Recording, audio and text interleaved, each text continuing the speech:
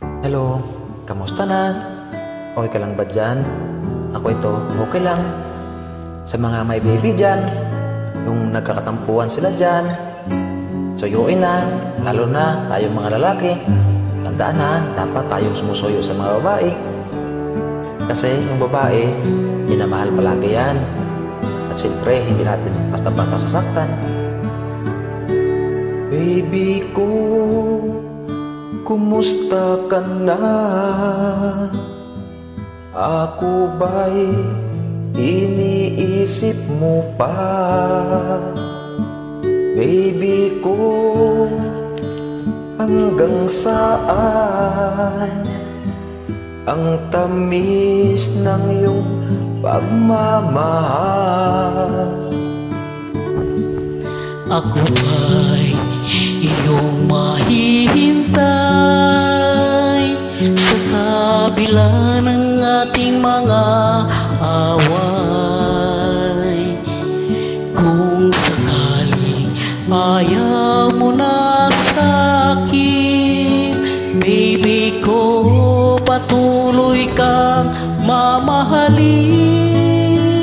Kung sino man ang may kasalanan sa ating dalawa, kung sa tingin mo ay ikaw, baby, pinatawad na kita. At kung ako ang dahilan ng ating pagkakalayo, baby ko, patawarin mo ako.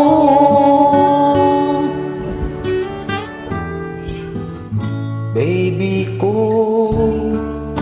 kumusta ka na? Ako ba'y iniibig mo pa? Baby ko, hanggang kailan ang tamis ng iyong pagmamahal? Ako ba'y iyong mahihintay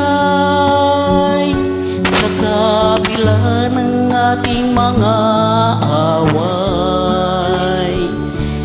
Kung sakaling ayaw mo na sa'kin, baby ko, patuloy kang mamahalin. Kung sino man ang may kasalanan sa ating dalawa, kung sa tingin mo ay ikaw, baby, pinatawad na kita. At kung ako ang dahilan ng ating pagkakalayo, baby ko, patawarin mo ako. Ay, pag-ibig talaga kung minsan, ano? Mayroon talagang hindi pagkakaunawaan. Kaya nga tuwing magtampo siya, sinusuyo ko kaagad para walang problema. Alam mo naman kung minsan yung mga babae, naglalambing lang yan.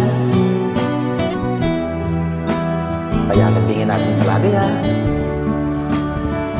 Ako ba'y iyong mahihintay sa kabila ng ating mga away? Kung sakaling ayaw mo na sa'kin, baby ko, patuloy kang mamahalin. Kung sino man ang may kasalanan sa ating dalawa, kung sa tingin mo ay ikaw, baby, pinatawad na kita. At kung ako ang dahilan ng ating pagkakalayo, baby ko, patawarin mo ako. Baby ko, patawarin mo ako. Baby ko, patawarin mo ako. Salamat ulit sa Diyos mo, ha? Welcome, I love Sinsay mo you. na. At siyempre, ikaw na balang paganda. Medyo inantok na tayo eh. Ito lang yung oras na pagkanta natin eh, pagaling sa trabaho. Wala eh. Ingat at siyempre, huwag na gubayaan ang sarili. Di baling chubby ka, siyempre naman healthy. Nasa chubby ang totoong kagandahan. Tandaan mo yan.